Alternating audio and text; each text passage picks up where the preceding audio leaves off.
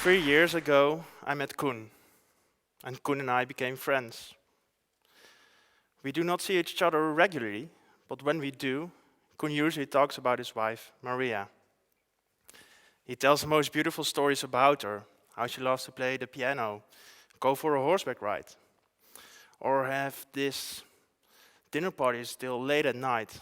And to be honest, Maria sounds like a truly remarkable person to me, someone I could become also close friends with. But unfortunately, this will never happen. I will never meet Maria. Maria has lost a long battle against breast cancer. Maria has passed away. And while Maria was struggling against this awful illness, her whole life changed. She could not do the same things anymore. She could not go for that horseback ride. She could not play the piano anymore as she used to could. And those late night dinner parties were just too intensive. But not only her physical life changed, also her social life changed. Friends just did not quite understand what she was going through, and they often made strange comments about her health. And they said, "Maria, you look so well, you are probably going to get better soon." While in fact, Maria wasn't going to get better. Her treatment wasn't catching on, and she was slowly dying. And Maria not only had these troubles with her normal friends, she also lost her best friend, Yvonne. Yvonne was just too afraid to say anything about her health. She was too afraid to engage in that intimate conversation about how Maria was doing. And our contact became slowly superficial. And in the end, there wasn't even contact at all. And as you can imagine, Maria died very lonely, knowing that in her final stages of her illness, she lost a lot of friends. And in fact, we lose 1/4 of our social environment when we are diagnosed with a severe illness. And that's quite a lot, especially in the time we need those social contacts the most. These create this support, it makes our illness more bearable. And I was amazed by this, because as Sander Datema said, I've graduated from the Eindhoven University of Technology, and I have this technological background as an industrial designer. And I know we have all these amazing technologies which are rapidly changing our ways of communication. We can share everything. But this intimate communication about our thoughts, our feelings, our health, it's not yet facilitated. And after each time I talked to Koen, the urge grew to do something about this. I felt that I needed to design something, to create something which which could have supported Maria in her illness. So I started designing, and that's what I do. And I didn't quite get the context. I did not quite understand what was going on. So I looked for a debate. A debate for me is a very good way to see how people react on different things and to get insights in how people think, to see the positive things, the negative things, and to see how the future could be like. So I created this vision on the future. A vision on how our intimate communication could be like within the next 10 years. A design for debate. And this design for debate is the necklace. The necklace is an evolving piece of jewelry for breast cancer patients, which slowly grows along with your illness. After each significant moment in your life, you take a new bead and you press this tightly against your skin. This bead changes color from deep pink to white, depending on how ill you are. And the deeper the pink, the more healthy you are, the more white the bead is, the more sick you are. And if you do this over and over and over again, this necklace slowly becomes a symbol for your struggle against breast cancer. But foremost, it becomes a communication facilitator for your social environment. They can now see how you are physically doing. They can now engage in this conversation about your health. They have this reference point. And because this is a design for debate, I took this debate on a tour.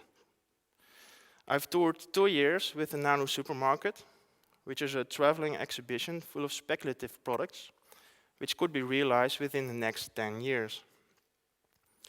And during that tour, I've met many different people, ranging from doctors to housewives, academics, everyone. And I've had many different discussions, and they shared many different stories to me. And some people, they truly love the design, and they truly love the idea, and they said, this could have helped me sharing my story. This could have helped me to engage my wife, or it could have helped me engage my best friend. And others, they are really angry about it. They say, how can you design such a thing which removes my privacy? How can you design such a thing which creates a mark which shows I'm ill? What are you thinking? But what these stories show is that there's indeed this need for this intimacy in the context of a severe illness. But it also shows that the necklace isn't it. And I thought, yeah, I designed this for Maria. So let's take this to Koen. And I said, Koen, what do you think about it? And Koen said, listen, Marco, I'm going to tell you a story which only my and Maria's family know. Maria's sister wrote a letter to Maria. And in that letter she said, Maria, sorry, but this is it. I did so much for you. I called you almost daily, but you only occasionally answer the phone. And Maria, I did your groceries. I did so much for you. But sorry, I feel left out, and I can't go further like this. I can't do the same things. Sorry, this is it. And that's where the contact ended. Her sister didn't even went to the funeral of Maria. And this is just one story, but it's a good representative of all the stories I've heard during the tour. And what these stories show is that, like I said, there is indeed this deep need for this intimacy, but there's also this need for interactivity. There is this need to feel included as a social environment, to feel included in the illness of someone. And words, in that case, they just don't cut it. They're often just too difficult to express. And I felt that I now, after this long discussion, this long debate, I had the right questions, I had the right knowledge to create something real. Something which isn't a vision of the future, something which could be realized within a year or year and a half. But how do you create that special connection between two people, between you and your social environment? And I started designing again, and I looked at the scope of an illness. And there's this one moment, this one inevitable moment, everyone who is diagnosed with a severe illness goes through. And that's telling that you're ill to your social environment. And at that moment, you can create this tremendous amount of connection, such a special relation. And at that moment, you can say, listen, to your special friend, listen, I'm ill. And to be honest, I don't know if I'm going to make it.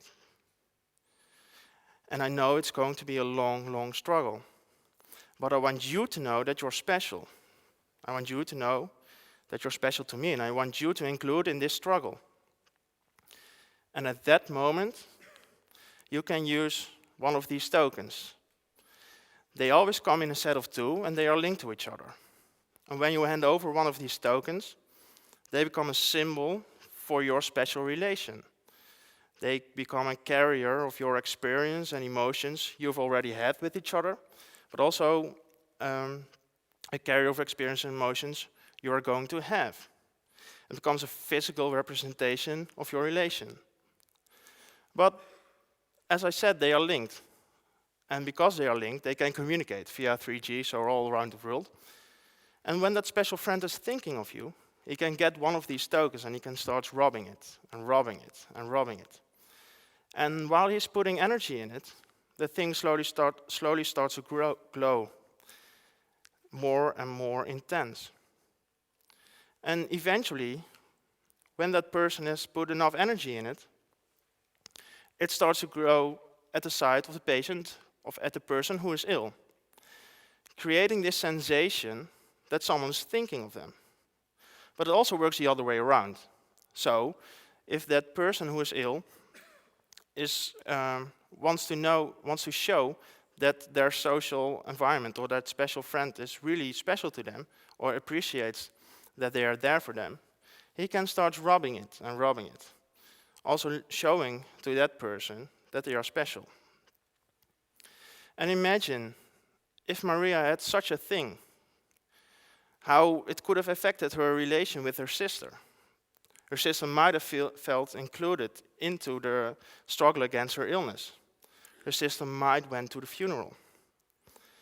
And currently this is in its early prototyping phase, and it's already tested with several ex-patients and their social environment.